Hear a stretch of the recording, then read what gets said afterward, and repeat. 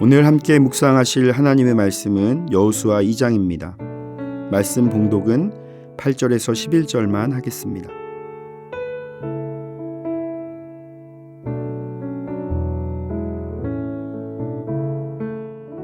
또 그들이 눕기 전에 라합이 지붕에 올라가서 그들에게 이르러 말하되 여호와께서 이 땅을 너희에게 주신 줄을 내가 아노라. 우리가 너희를 심히 두려워하고 이 땅 주민들이 다 너희 앞에서 간담이 농나니 이는 너희가 애굽에서 나올 때에 여호와께서 너희 앞에서 홍해물을 마르게 하신 일과 너희가 요단 저쪽에 있는 아모리 사람의 두 왕 시온과 옥에게 행한 일 곧 그들을 전멸시킨 일을 우리가 들었음이니라. 우리가 듣자 곧 마음이 녹았고 너희로 말미암아 사람이 정신을 잃었나니 너희의 하나님 여호와는 위로는 하늘에서도 아래로는 땅에서도 하나님이시니라. 아멘.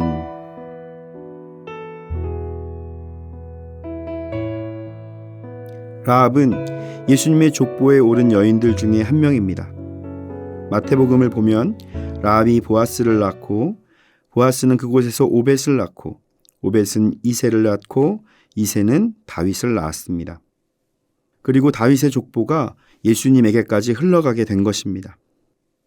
그런데 라합의 신분을 보면 어떻습니까? 예수님의 족보에 오를 만한 여인이라는 생각이 듭니까? 그녀의 신분은 기생입니다. 몸 파는 여인입니다. 또 라합은 가나안 족속입니다. 하나님 앞에 죄가 차서 심판받아야 할 족속이 바로 가나안 족속입니다. 하나님이 지금 이스라엘에게 가나안을 치라는 것은 하나님이 이 땅을 이스라엘에게 주었기만은 아닙니다. 가나안의 죄가 가득하였기에 심판의 목적도 있는 것입니다. 그래서 하나님은 이스라엘에게 가나안 족속을 칠 때 진멸하라고 말씀하십니다. 심판의 목적이 있었기 때문입니다. 그렇다면 이 라합 역시 죄로 말미암아 심판받아야 할 존재라는 것입니다. 기생이었던 것도 그리고 가나안 족속이었던 것도 이 여인은 하나님 앞에서 심판받아 마땅한 존재였다는 것입니다. 그런데 어떻게 이 라합이 예수님의 족보에 들어갈 수가 있었습니까? 심판을 당하기는커녕 어떻게 이 여인을 통해 예수님이 나올 수 있었습니까?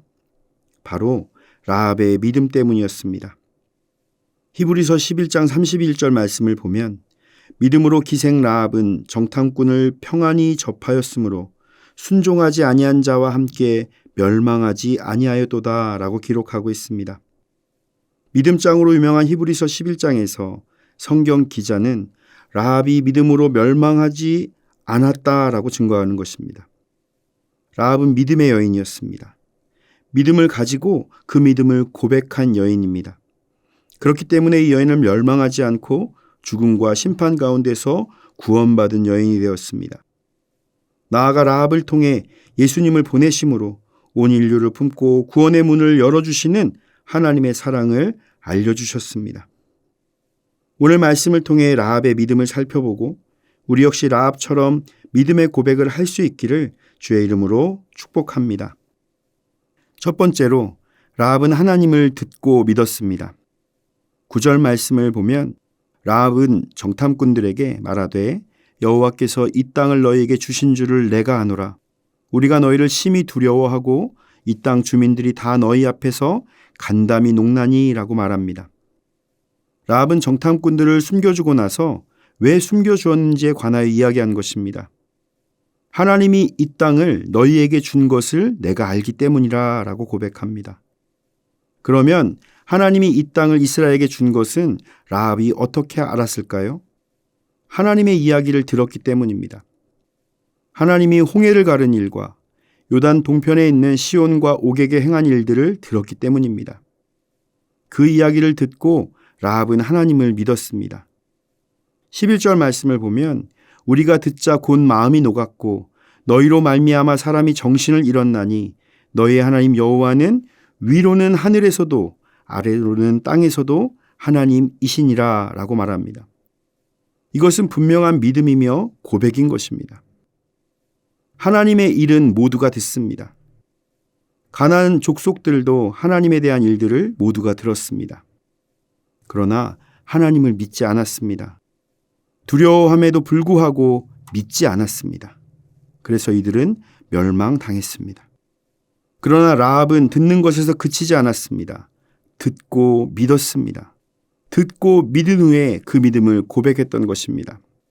이것이 라합과 다른 가나안 족속과의 차이입니다. 믿음은 들음에서 납니다. 그러나 듣는다 하더라도 그 들음이 믿음으로 연결되지 못한다면 결국 심판받게 되는 것입니다. 우리 역시 하나님을 믿는 믿음에서 더 나아가 하나님의 말씀을 믿는 믿음으로까지 이어져야만 합니다. 하나님의 말씀을 믿음으로 그 믿음에 따라 살아가야 할 것입니다. 걸리면 죽을지도 모르는 그 상황에서 정탐꾼을 숨겨둔 라합의 믿음처럼 우리 역시 하나님의 말씀을 믿음으로 그 믿음에 따라 살아갈 수 있기를 예수님의 이름으로 축복합니다. 두 번째로 라합의 믿음은 순종하는 믿음입니다. 정탐꾼에게 구원의 은혜를 구한 라합은 정탐꾼의 약속을 듣습니다. 우리가 이 땅에 들어올 때 창문에 붉은 줄을 메어 놓으면 구원을 받을 것이라고 말합니다. 18절을 보면 우리가 이 땅에 들어올 때에 우리를 달아내린 창문에 이 붉은 줄을 메고 내 부모와 형제와 내 아버지의 가족을 다 내 집에 모으라. 이 말에 라합은 그대로 순종했습니다. 그리고 그의 가정은 구원을 받게 되었습니다. 집 창문에 표시를 한다는 것은 유월절날 문설주에 어린 양의 피를 바른 것을 연상케 합니다.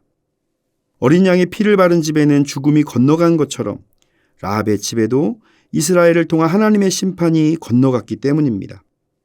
하나님은 사람들이 예상하지 못한 방법으로 사람들이 신경 쓰지 않는 사람을 통하여 구원하시고 역사하십니다.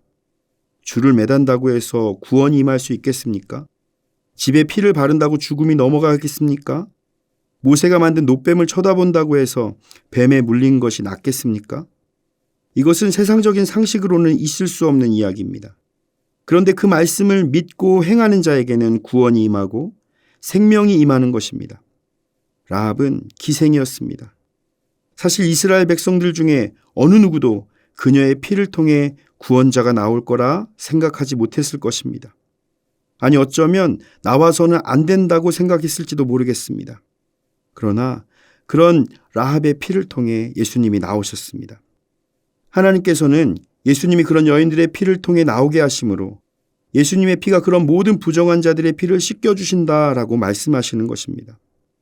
라합은 줄을 매달므로 구원을 받았습니다. 이것이 바로 순종하는 믿음입니다. 때로는 하나님의 말씀에 순종하기 어려울 때가 있습니다. 내 경험과 삶의 지혜, 상식들이 먼저 떠오르기 때문입니다. 그러나 믿는 자들은 하나님의 말씀을 온전히 믿고 행하는 삶을 살아야 합니다. 믿음으로 순종할 때 주님의 놀라운 기적이 우리의 삶에도 일어나게 될 것입니다. 사랑하는 성도 여러분, 오늘 우리는 라합의 믿음을 함께 살펴보았습니다. 라합은 하나님에 대해 듣고 믿었습니다. 그리고 구원의 방법에 전적으로 순종하였습니다. 그러자 그녀는 구원을 받고 예수 그리스도의 계보에 이름을 올리는 영광스러운 이름이 되었습니다. 우리도 주님의 말씀에 전적으로 순종해야 합니다. 주님의 뜻에 순종할 때 주님의 역사가 우리 삶에 일어나고 풍성한 열매가 맺어지게 될 것입니다. 온전한 믿음으로 살아가는 복된 삶이 되시기를 예수님의 이름으로 축원을 드립니다. 다 함께 기도하겠습니다.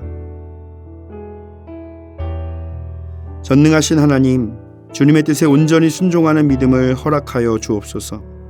온전한 믿음은 순종하는 믿음임을 기억하며 주님의 말씀에 순종하는 자가 되게 하옵소서. 주님의 말씀에 귀를 기울이고 주님의 뜻을 행함으로 축복의 자리로 나아가는 복된 삶이 되게 하옵소서. 예수님의 이름으로 기도드립니다. 아멘. 하늘에 계신 우리 아버지, 아버지의 이름을 거룩하게 하시며 아버지의 나라가 오게 하시며 아버지의 뜻이 하늘에서와 같이 땅에서도 이루어지게 하소서. 오늘 우리에게 일용할 양식을 주시고 우리가 우리에게 잘못한 사람을 용서하여 준 것 같이 우리의 죄를 용서하여 주시고 우리를 시험에 빠지지 않게 하시고 악에서 구하소서. 나라와 권능과 영광이 영원히 아버지의 것입니다. 아멘.